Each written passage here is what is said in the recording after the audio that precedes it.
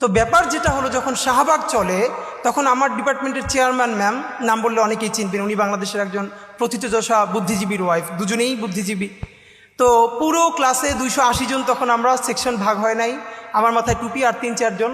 তো ক্লাসে পড়া জানানোর জন্য আমাকে ম্যাম জিজ্ঞেস করলে, এই হেফাজত দ্বারা, মানে আমাকে করে বলল। তো আমার ভীষণভাবে মনে আছে, এবং তিনি আমাকে বলেছিলেন হেফাজতের আমির, কারণ তখন তিনি জেন্ডার অ্যান্ড উইমেন কোর্সটা পড়াচ্ছিলেন এবং সেখানে নারীর অধিকার নাই এই ব্যাপারে সিডো নিয়ে পড়াচ্ছিলেন। তো সেসব নিয়ে আমরা আলাপ করতাম।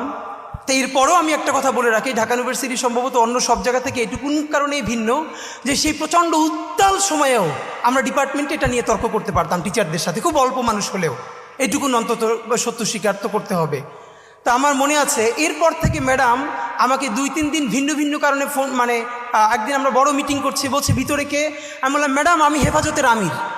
এরপর ম্যাডাম যতদিন আমাকে জিজ্ঞেস করেছেন আমি আমাকে পরিচয় দিয়েছি আমি হেফাজত। এর মানে আমি ভাবলাম যে তখন তো আমরা এত ম্যাচিউর না, বা এখনও আমরা তো ম্যাচিউর না, কিন্তু ঠিক আমাকে যেটা দিয়ে আমার আইডেন্টিটি নষ্ট করে ফেলতে চায় মানুষ, সেটাকে যদি আমি দৃঢ়ভাবে ধরে রাখার মতো সাহস করি, আল্লাহ সহজ করেন।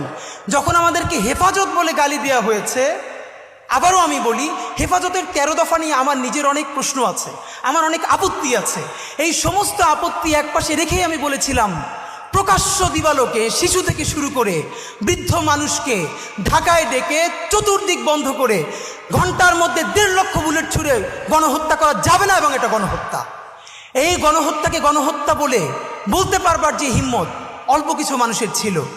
তো যেটা হয়েছে এবার দেখেন, তখন যেই হেফাজত বলার মতো আমাদের হিম্মত আল্লাহ দিয়েছিলেন, আজকে বাংলাদেশে 2024-এ সেই আবারও করে কারা রাজাকারের সন্তান, রাজাকারের নাতিদেরকে দিব, তখন আমরা তুমি কে আমি কে, রাজাকার রাজাকার এই কথা বলে, মানে আমাকে দিয়ে দেখে তুমি আমাকে আইডেন্টিটি ক্রাইসিস তৈরি করো, আমাকে ভিকটিম করো, আমার মানবিক মর্যাদা ভুলুণ্ঠিত করো, আমি সেটা তো তোমার কি, আমি রাজাকার তো তুই কি, এই কথা বলেই কিন্তু আমরা রাজপথে নেমে এসেছিলাম এবং মসনদ ভেঙে গেছে। আমি এখানে এসে আমার 2টো স্মৃতি দগদগে খুব মনে পড়ছে। প্রথমত আল্লামা মামুনুল হক, ওনার সাথে আজকে ফিজিক্যালি আমার প্রথম দেখা।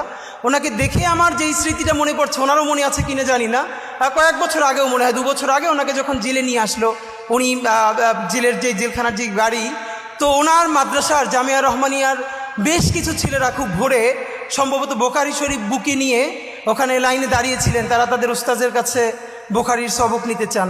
তো উনি সেই জেলের গাড়ির মধ্য থেকে বলছেন, এই পড়া ছাড়বা না, এইভাবে পড়বা। আমি ভাবি আসলে এই যে মাদ্রাসার শিক্ষা, মাদ্রাসার শিক্ষক ছাত্র জুলুম, এই নিয়ে তো প্রচুর